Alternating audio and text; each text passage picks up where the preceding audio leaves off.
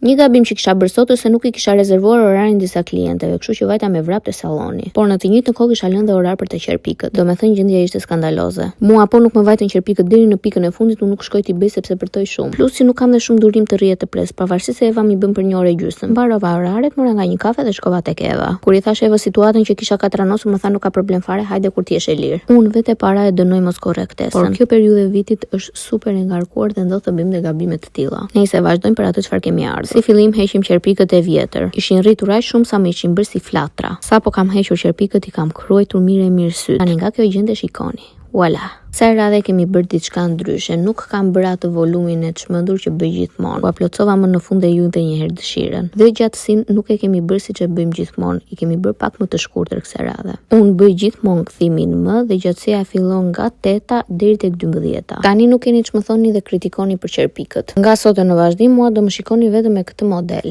Ky kthimi më është bërë posaçërisht për syrin tim. Falenderoj me Evën dhe kaq ishte edhe videoja për sot. Bye bye.